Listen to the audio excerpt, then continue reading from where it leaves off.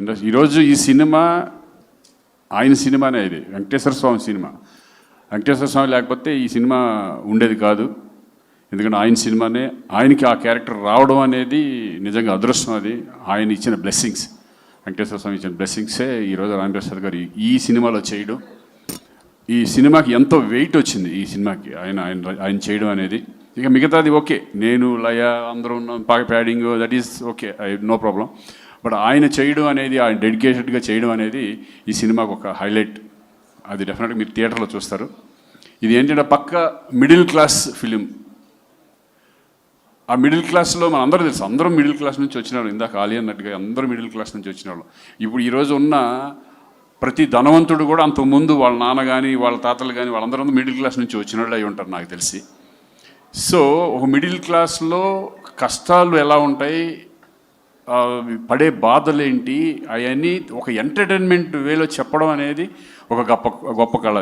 అది నాగేశ్వర రెడ్డి గొప్పతనం.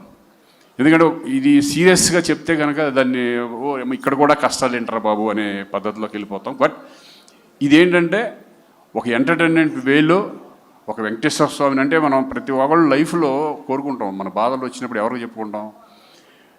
గుడికి వెళ్తాం, నా బాధలు తీర్చమంటాం, ఏదో ఒక కోరుకుంటాం. అది జరిగితే నీకు ఇది ఇస్తాను, ఏదో ఒక లంచం వేసేలాగా మనం ఇచ్చేస్తూ ఉంటాం. సో ఆ భగవంతుడు మా కోరికలు కూడా ఉలిక్కిపడి లెగిసిపోయే కోరికలు కూడా ఉంటాయి దీంట్లో. అటువంటి ఎంటర్టైన్మెంట్ వేలో వెళ్ళే సబ్జెక్టు నిజంగా నాకు రావడం ఈ టైంలో thanks to Nageswara Reddy.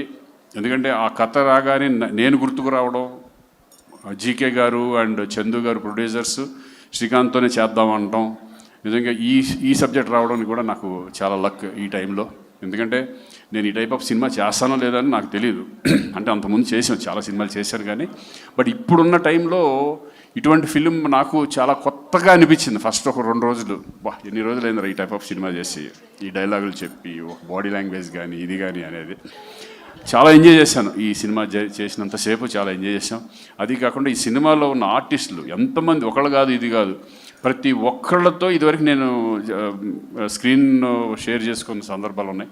But అందరితో కలిపి మళ్ళీ ఈ సినిమాలో స్క్రీన్ షేర్ చేసుకోవడం, మళ్ళీ పాత రోజులు గుర్తు తెచ్చుకుంటూ, ఇక ఆలీ నేను ఎన్ని సినిమాలు ఎన్ని సంవత్సరాల అనుబంధం మా అందరికీ. అలాగే పృథ్వీ కానీ, రఘుబాబు, సునీల్, వీళ్ళందరూ కూడా, వెన్నెల కిషోర్, ఇటువంటి అంత ప్యాడింగ్ అనేది ఈ సినిమాకి చాలా చాలా చాలా హెల్ప్. ఈ సినిమా ప్రతి క్యారెక్టర్ కూడా.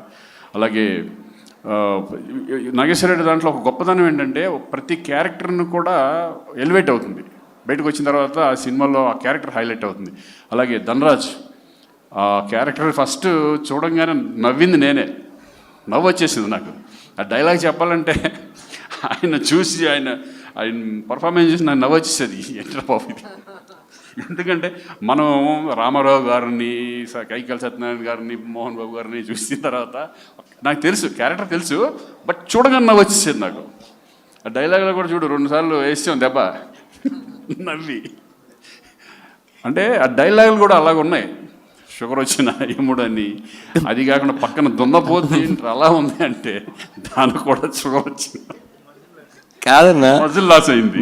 మీరు ఏడుకొండలు తిరిగి కిందకు వచ్చి పైకి వెళ్ళిన మజిల్ లాస్ అయింది. మీరు ఏడుకొండల వాడిని ఇక్కడ ఎవరో ఎముడని తిరుగుతున్నాడు అని చెప్తే మనకి బక్కేముడు బలిసినేముడు అని ఉండరు, ఒకడే ఎముడు. So funny. అంటే ఈ డైలాగ్స్ కూడా చాలా అద్భుతంగా డైలాగ్స్. రత్నబాబు, డైమండ్ రత్నబాబు ఇక్కడ లేడనుకుంటా, చాలా అద్భుతంగా రాశారు డైలాగ్స్ కూడా. సరదాగా వెళ్ళిపోయింది ఈ సినిమా. ఎప్పుడు ఎలా చేసాము అనేది ఒక సరదాగా వెళ్ళిపోయాము. మేము వెయిటింగ్ ఈగర్లీ 17th ఈ సినిమా థియేటర్లో రిలీజ్ అవబోతుంది. అలాగే ఈ సినిమాకి అద్భుతంగా మన అంజీ, నాకు అంతకుముందు కూడా మేము కలిసి చేసాం. ఆయన దీంట్లో పడ్డ కష్టం, ఎందుకంటే ఒక డైరెక్టర్కి ఒక కెమెరామెన్కి అనుబంధం ఉంటే మంచి సినిమాలు వచ్చే అవకాశం ఉంటుంది. మంచి ఫ్రేమ్స్ కానీ మమ్మల్ని బాగా చూపించే విధానం. నేనే కొంచెం లావుగా ఉన్నాను అనుకో, అదే ఎందుకు నాకు అర్థం కాదు. పర్సనల్గా లావుగా ఉన్నాను. నేను అడిగా ఏంటి ఎక్కువ లావుగా ఉన్నట్టున్నాను అని, కానీ నిజంగా అది నాదే, అది ఏం కాదు. ఎందుకంటే ఆ టైంలో కొంచెం లావుగానే ఉన్నానులే. సో వెరీ హ్యాపీ అండి. ఇటువంటి ఫిలిం ఈ ఆదరిస్తారని ప్రేక్షకులందరూ, ఎందుకంటే చక్కగా ప్రతి ఒక్కళ్ళు కనెక్ట్ అవుతారు ఈ ఫిలింకి. మిస్టర్ మిడిల్ క్లాస్ అనే దానికి అందరూ కనెక్ట్ అయ్యే విధంగా ఈ ఫిలిం ఉండబోతుంది. అలాగే మా మ్యూజిక్ ఈరోజు నిజంగా చూస్తుంటే దడదడలాడిపోతుంది మొత్తం రికార్డింగ్. సాయి కార్తీక్తో కూడా నేను పనిచేశాను, నా సినిమాలు కూడా చాలా చేశాడు. అలాగే అశోక్ కుమార్ గారు కానీ మా ఫ్రెండ్ అడి చిట్టిగడేడి అక్కడ ఉన్నాడా చిట్టి, వీళ్ళందరూ కూడా బ్రహ్మాండంగా అందరితో సరదాగా వెళ్ళిపోయింది. లయ లేదు ఈరోజు. నాకు మధ్యాహ్నం ఫోన్ చేసి అంటే రాలేకపోతున్నాను శ్రీకాంత్ గారు,